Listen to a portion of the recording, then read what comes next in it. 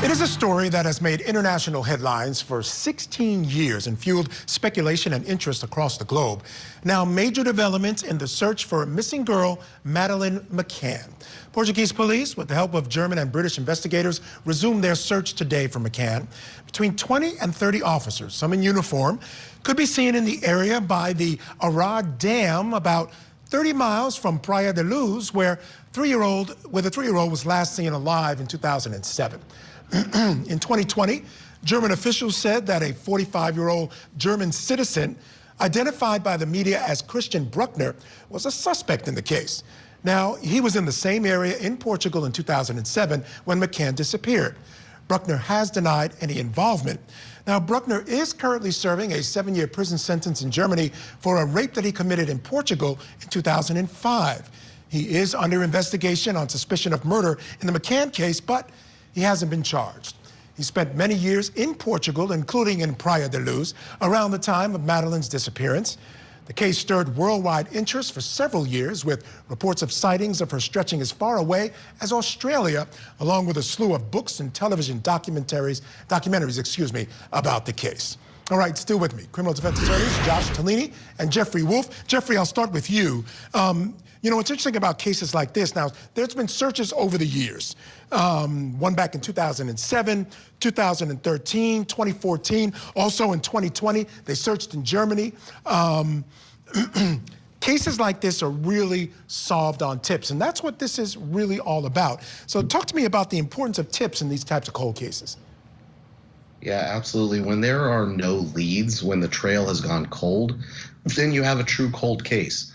And when you have that, typically there's one of two ways that you're going to crack it, either through some sort of advancement in technology like DNA, or through an old-fashioned tip, where somebody knows something or saw something, didn't come forward previously, and then suddenly calls something in, and then a detective or an investigator just starts pulling the yarn to find more evidence and to break wide open the case.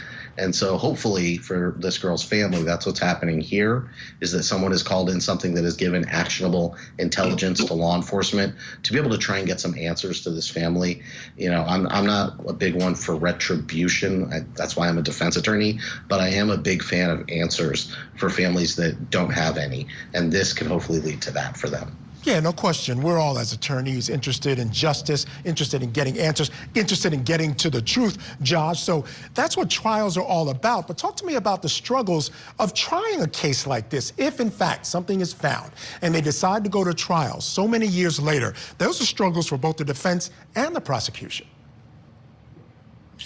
Well, I mean, it's hard to go back, you know, hypothetically, if you had like an alibi, like I wasn't there.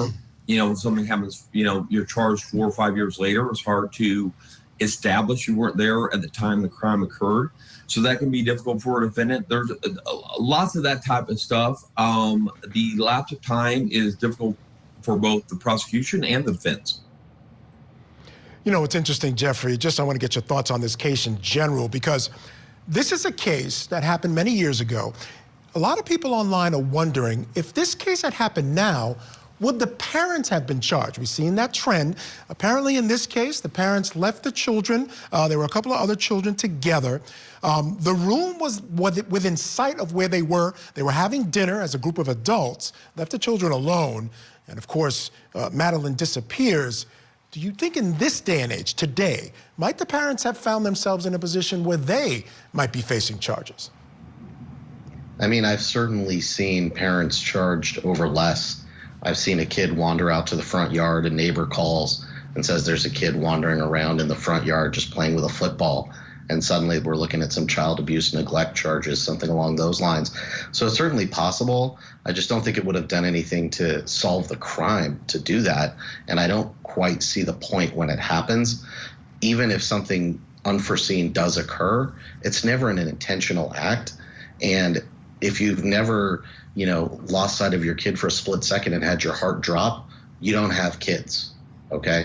You know, everybody's been in a store, turned their head for a split second, turned around, screamed their child's name, only to have them wave from behind a rack, smiling.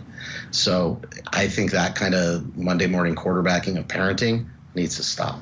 Yeah, I'm with you. Josh, I'd love to get your thoughts on that issue as well. There's no doubt this is the ultimate nightmare for any family. You're on vacation, you lose your daughter, you never see her again. I mean, but again, this day and age, people want their pound of flesh. Your thoughts on that issue? Yeah. I mean, as a parent, there's nothing more terrifying than not knowing where your kids are, or them not being there when you want them to be there, or you knowing where they're at. And no, and I understand, like, everybody's wanting to hold somebody accountable when a kid goes missing, but to hold that accountable on the parents, I think is difficult and problematic. Yeah, it's difficult and problematic, but man, I tell you what, in this day and age, I'm not sure that they would escape some scrutiny by this criminal defense, the criminal prosecution bar. I just don't.